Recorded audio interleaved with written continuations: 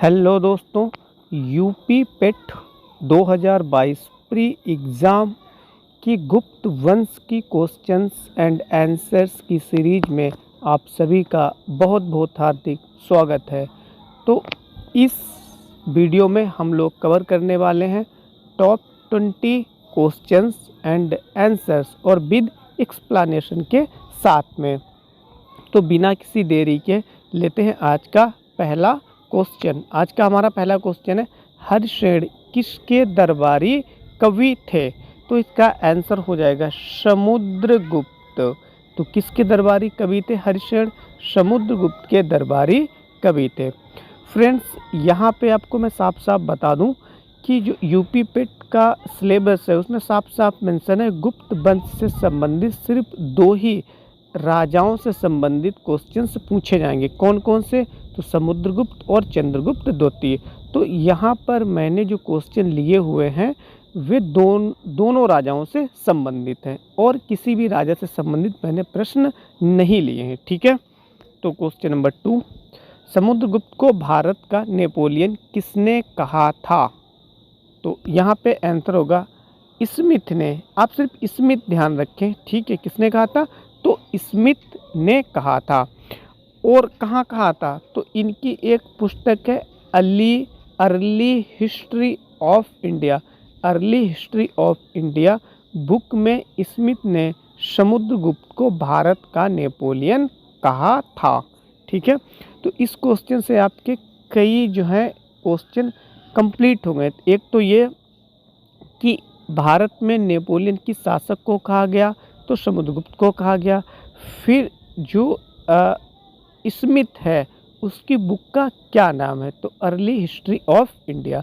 फिर ये क्वेश्चन आपका कंप्लीट हो गया। जो है समुद्रगुप्त को नेपोलियन किसने कहा? तो किसने कहा? वी.ए. स्मिथ ने समुद्रगुप्त को नेपोलियन कहा। तो अब बढ़ते हैं क्वेश्चन नंबर 3 की तरफ। समुद्रगुप्त का शासनकाल क्या था? तो 335 से 380 ईसा पूर्व। ठीक है, क्योंकि समय काल बहुत ज़्यादा इम्पोर्टेंट है। क्वेश्चन नंबर 4, किस गुप्तकालीन शासक को कविराज कहा गया है? तो इसका आंसर हो जाएगा समुद्रगुप्त को क्या कहा गया? कविराज कहा गया है। अब क्वेश्चन नंबर 5, गुप्त काल में वस्त्र उत्पादन के लिए प्रसिद्ध स्थान थे? तो इसका आंसर होगा गुजरात, बंगाल और तमिलनाडु। ये क्या थे? ये गुप्त काल में वस्त्र उत्पादन के लिए बहुत अधिक फेमस स्थान थे। अब क्वेश्चन नंबर 6, गुप्त काल में स्वर्ण मुद्रा को किस नाम से जाना जाता था? तो इसका नाम है देनार। कहीं कहीं पे आपको देनार भी लिखा हुआ मिलेगा और कहीं कहीं पे आपको दीनार भी लिखा हुआ मिलेगा। ठीक है, लेकिन जो मुझे ज़्यादातर किताबों में मिला हुआ है वो देनार मिला हुआ है। क्वेश्चन नंबर 7, गुप्त वंश के किस शासक ने विक्रमादित्य की उपाधि धारण की थी? तो इसका आंसर होगा चंद्रगुप्त द्वितीय ने। किसने? चंद्रगुप्त द्वितीय ने। फिर क्वेश्चन नंबर 8, गुप्त काल के दरबार की भाषा क्या थी? तो इसका आंसर है संस्कृत। कौन सी थी? संस्कृत। वहीं इससे पहले हम लोगों ने मौर्य वंश से संबंधित क्वेश्चंस को कंप्लीट किया है। तो उसमें यानी मौर्य वंश में जो प्रशासन की भाषा थी तो वो कौन सी थी? वो प्राकृत थी। वहीं गुप्त काल में भाषा चेंज हो गई। दरबारी भाषा कौन सी हो गई? तो संस्कृत दरबारी भाषा हो गई। फ्रेंड्स, यहाँ पे मैं आपको थोड़ी सी जानकारी देना चाहूँगा। यूपी पेट प्री एग्ज़ाम 2022 के लिए मैंने सारी की सारी वीडियो की प्लेलिस्ट बना रखी हैं और यदि आप उन्हें सीरियल से देखना चाहते हैं तो फिर उस प्लेलिस्ट की लिंक मैंने डिस्क्रिप्शन बॉक्स में दी हुई है। आप वहाँ से जाके वीडियो को देख सकते हैं। क्वेश्चन नंबर 9, बाल विवाह की प्रथा कब प्रारंभ हुई? तो इसका आंसर है गुप्त काल में बाल विवाह की प्रथा प्रारंभ हुई थी। फिर आंसर है 10, परम भागवत की उपाधि किस गुप्त शासक ने धारण की थी? तो इसका आंसर होगा चंद्रगुप्त द्वितीय ने। ठीक है।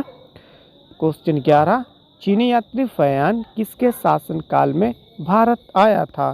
तो इसका आंसर होगा चंद्रगुप्त द्वितीय के शासनकाल में चीनी यात्री फयान भारत आया था। फिर गुप्त संवत किसने चलाया था? तो चंद्रगुप्त प्रथम ने गुप्त संवत का प्रचलन किया था। क्वेश्चन 13, गुप्त युग में जो विश्वविद्यालय प्रसिद्ध था उसका क्या नाम है? तो उसका नाम नालंदा विश्वविद्यालय है, जो कि कहाँ पड़ता है? तो जो कि बिहार में पड़ता है। ऐसा व्यक्ति कौन था जो एक महान खगोल विज्ञानी और गणितज्ञ था? तो आर्यभट्ट। कौन थे? आर्यभट्ट। क्वेश्चन 15, गुप्त काल में भारतीय व्यापार निम्नलिखित किस एक पत्तन से संचालित होता था? तो इसका आंसर है ताम्रलिप्ति। और यह बंदरगाह न कि सिर्फ गुप्त काल में व्यापार के लिए प्रसिद्ध था, बल्कि मौर्य काल में भी सबसे ज़्यादा जो व्यापार होता था वह ताम्रलिप्ति बंदरगाह से ही होता था। और ये वर्तमान में कहाँ पड़ता है? तो ये पश्चिम बंगाल में पड़ता है। क्वेश्चन 16, किस वंश के शासकों ने मंदिरों एवं ब्राह्मणों को सबसे अधिक ग्राम अनुदान में दिया था? तो इसका आंसर होगा गुप्त वंश के शासकों ने ऐसा किया था। क्वेश्चन 17, मंदिर निर्माण कला का जन्म सर्वप्रथम कब हुआ? तो गुप्त काल में हुआ। ऐसा माना जाता है गुप्त काल में सबसे पहले जो बौद्ध मूर्तियां हैं उनका निर्माण किया गया था। फिर है 18, समुद्रगुप्त की सैनिक उपलब्धियों का वर्णन उसके किस अभिलेख में उपलब्ध है? तो इसका नाम है प्रयाग। और प्रयाग में कौन सा उसका अभिलेख है? तो प्रयाग प्रशस्ति। क्वेश्चन 19, किसने बोध गया में सिंगली भिक्षुओं के लिए विहार बनवाने की अनुमति दी थी? तो इसका आंसर होगा समुद्रगुप्त। अब आज का हमारा क्वेश्चन नंबर 20, यानी ये क्वेश्चन नंबर लास्ट है। ये क्वेश्चन कैसा लास्ट है? पृथ्वी प्रथम वीर उपाधि किसकी थी? तो इसका आंसर हो जाएगा समुद्रगुप्त की। और इसे परक्रमांक भी कहा गया है। क्या कहा गया? परक्रमांक कहा गया है। और समुद्रगुप्त को क्या कहा गया है? तो भारत का नेपोलियन भी कहा गया है। सो फ्रेंड्स, आई रिक्वेस्ट कि यदि वीडियो आपको पसंद आई हो तो हमारी वीडियो को लाइक करना ना भूलें। और यदि आप हमारे यूट्यूब चैनल पर नए हैं तो हमारे यूट्यूब चैनल को सब्सक्राइब करना ना भूलें। धन्यवाद।